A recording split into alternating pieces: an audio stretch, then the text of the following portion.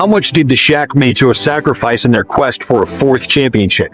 During the 2003 offseason, Shaquille O'Neal wasted no time hitting the free agency market as a recruiter, determined to build a Lakers dynasty. Seeing the duo in their prime hunting for reinforcements, Karl Malone, 19 seasons in, with 0 rings, couldn't resist. He packed his bags and headed straight to L.A. Even at nearly 40 years old, Malone had just wrapped up a season averaging 20.6 points and 7.8 rebounds per game, still elite numbers. But the Lakers didn't stop there. They also brought in Gary Payton, the defensive specialist known as the Glove, who had just come off a season averaging 20 points and 8 assists. Overnight, the Lakers transformed from a 2- man show into a 4- headed monster. On paper, the Fab Four looked terrifying. But chemistry, that was still a big question mark. Phil Jackson's first order of business was getting the newcomers to understand and integrate into his famous triangle offense. But to Malone and Payton, it was like learning a foreign language. Realistically, it would take at least 2 years for them to fully grasp it, so to avoid early struggles, Jackson decided to tweak the system, focusing more on fast breaks and athletic play, rather than structured half-court sets. He even had Malone convince Shaq, who wasn't exactly a fan of running, to pick up the pace. After a summer of hard work, the retooled Lakers opened the 2003 season with an impressive 18-3 record. As the wins piled up, the team slowly began to shake off the shadow of Kobe Bryant's Siegel Colorado case. At that point, many believed it was only a matter of time before this Lakers squad grabbed another title.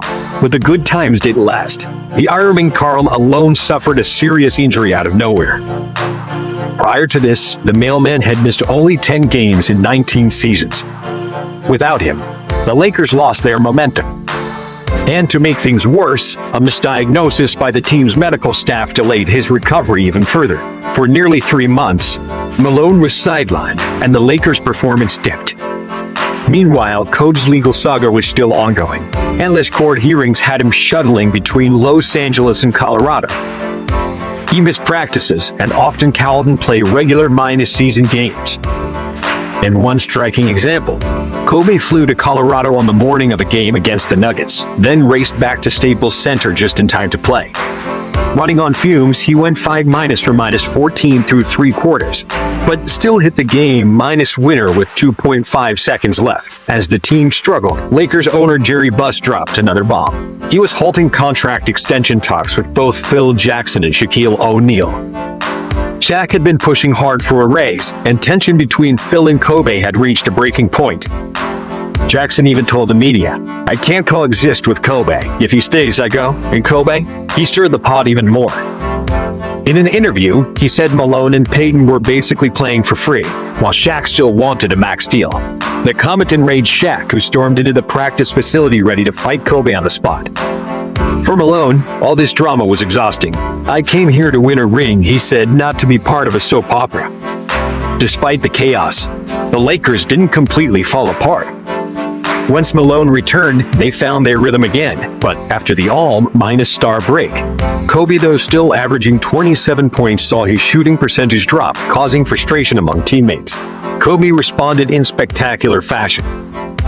In a March game against the Magic, he scored just 1 point in the first half on 3 shot attempts. The Lakers trailed by 11.